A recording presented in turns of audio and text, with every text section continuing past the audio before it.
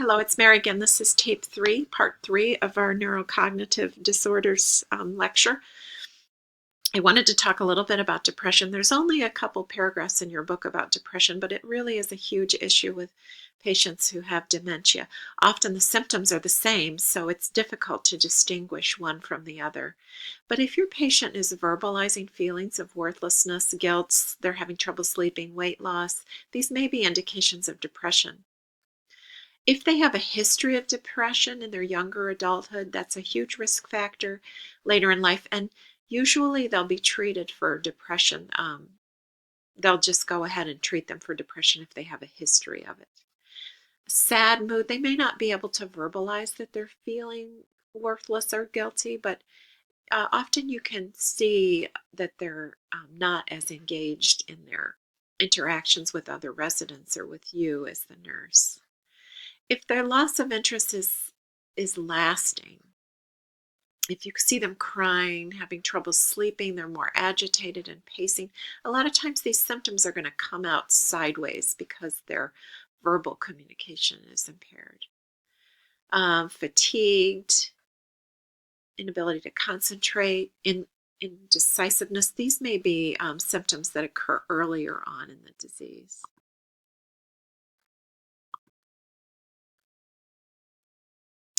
So risk factors, nurses are expected to screen for depression. And I put a YouTube video, it's just a very short video that you might want to stop this presentation and watch.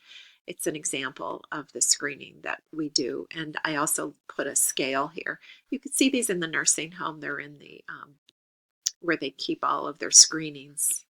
There's many reasons why a patient with dementia, long-term dementia, may be depressed, or elderly patients may be depressed because they have every reason to be, really. There's situational depressions. They've lost people, often all of their spouse, their family, their siblings. So they're just experiencing a lot of loss anyway. And all of these social isolation, they're losing their independence,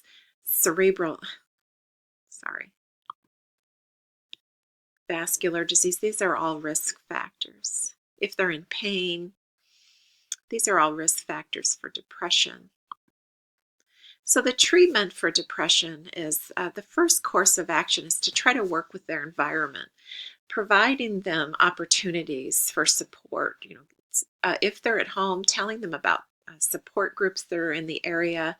I'm helping them to get online to access them and meet with people who are experiencing what they're experiencing and what they've done that's worked. They can learn a lot from each other. Try to minimize their isolation, having them involved in family gatherings, encouraging physical activity. If they can do wheelchair exercises, get up and walk. I'm thinking of a patient at Wingate who got up every morning and went down to the gym and did the bicycle. And I really think that helped him to stave off depression. Making sure that the depression is not really them being over-sedated with especially anti-anxiety agents. And you want to look and see what they're taking over the counter too if they're still at home. Consider having talk therapy, meeting with their clergy or a psychologist or therapists that are available to them so that they can talk about their feelings of loss. And even if they're not able, if their verbal abilities, they're losing them, they still may find ways to communicate that are helpful. So if the environmental changes aren't working, then they might be considered for medication. If there's severe stress and tearfulness, if they're losing weight, they're having suicidal ideations, difficulty sleeping, all these kinds of symptoms, they might go ahead and put them on medication. And there's different medications. Commonly I see Lexapro. The SSRIs would be their first choice. I haven't really seen much of these others given in the hospital or in the nursing home either, because their chances of having adverse reactions are pretty high. So let's move on to nursing. So again, the nursing assessment, there's 3 parts, right? The interview, sorry, keep going back. The interview, the physical assessment, and then examining their records to see, we've already discussed their labs and different diagnostic examinations that are done. But the kinds of questions you would want to ask the patient and their family is, has this patient been able to manage their daily affairs? Have they been able to do a task that involve more than one step, organizing? Have they been appropriate when they're in social gatherings? Have they had emotional outbursts that seem like they're a little off to the patient or the family? What medications are they taking? Do they have a history of alcohol or drug abuse? Have they been exposed to toxins? Is there a family history of dementia? So we are expected again to do screenings for dementia. The mini mental is what is the most common screening that nurses do. I put some YouTube videos here of examples, but also the basic neurological exam that we do with every patient is important for us to do with patients with neurocognitive disorders. So that's the pupils, the hand grasp, the moving their feet against and with resistance. Seeing if they can follow your instructions, if they're able to answer your questions, these kinds of exams that we do with every patient, we would want to continue doing. Now, what are going to be our concerns with this patient? Knowing what you know about dementia and neurocognitive disorders, we're going to have concerns about their safety especially, and as the diseases progress, the safety will become more and more an issue. Not just of themselves, but also of people around them. If they're in that 6th stage of Alzheimer's where they tend to become more aggressive and agitated, making sure that they're not going to harm themselves or others. If you're working with families that have their patients at home, you need to ask them, the family members, if they ever feel the patient has been is at risk for harming themselves or others. It's very important. How are they able to communicate? Often it's important for nurses to remember that we need to work with them at their level.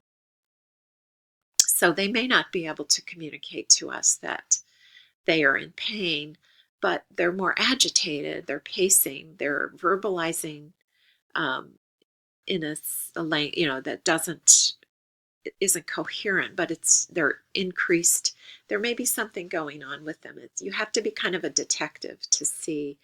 And often if you are trying to or expecting them to be oriented to understand explanations, or that it's going to work for you to explain, that often is not the case.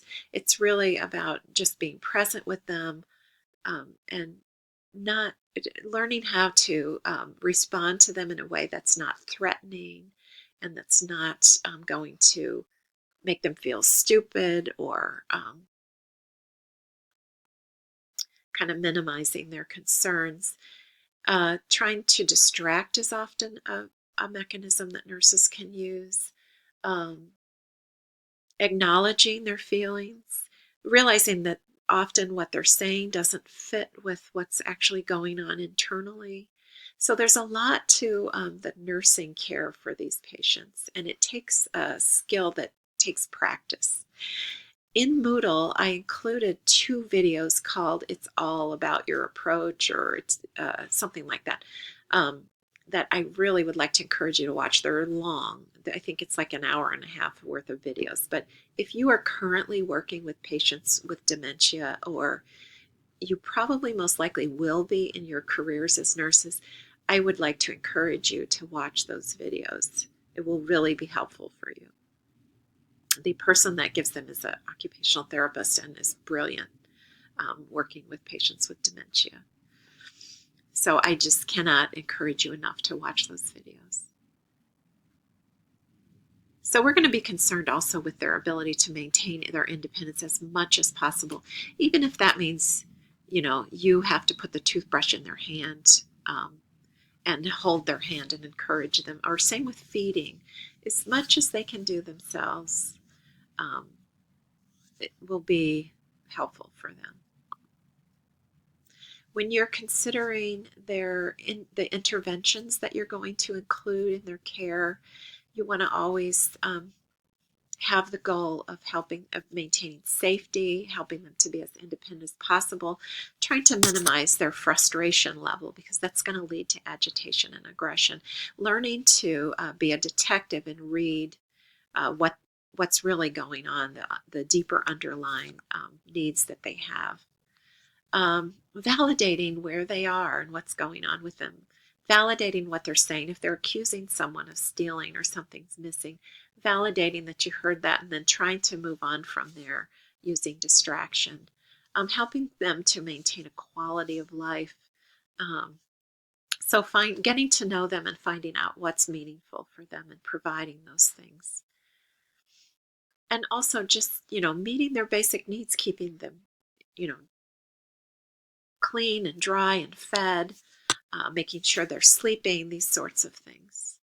And educating the families are very important. If the patient is living at home or even if they're in long-term care, paying attention to the families, helping them to understand what's going on, what the projection is going to be for this patient, what to expect at each stage along the way.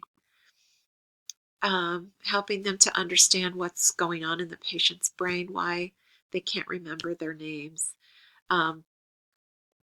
Often you'll want to teach the families things like, it's not important that the patient is in this reality, that they are in their own reality, and if we can get to their level and acknowledge their feelings. And I was thinking of an example. I worked on an Alzheimer's unit, and the patient was asking about her mother, I believe, and the son was visiting and said, "Mom, your mother's been dead for 30 years." And the patient started weeping and was just having to go through the whole grieving process again because of her memory deficits. And to teach that family that it's okay, you don't need to over and over remind them of their losses that they've forgotten, but just to acknowledge them and where they're at. Telling them what they can expect, often it can be difficult to do because it's not going to be easy. The patient it's not going to be easy for the families to watch their patients going through the process of deteriorating, but it's comforting for them to know that what's going to happen, and that you're going to be there for them, and that you have ways of dealing with the patient's symptoms so they won't suffer. It helps if the family can get connected to support groups in the area. So if you are working in a facility or with patients who have dementia, knowing those support groups well so that you can often refer families and patients. My mother had Parkinson's disease. She did not have dementia, but being involved in the Parkinson's support group was so meaningful for her and my father that I just can't stress it enough how important it is to have a community of people who have experienced what you're going through now. So managing this is things that you would want to teach the family, especially if they're living at home, how to manage difficult behaviors, giving them nutritional information, what the patient is able to handle, eating wise, and just basic things about how to toilet them, managing their incontinence, this sort of thing. And then again, support groups. Okay, so read the book, read the textbook, and if you have any questions, I'm available. You can contact me via email or catch me in the hallway. I encourage you to watch the videos that I've put on Moodle. They'll be very helpful for you in your career as a nurse working with patients with dementia. Okay.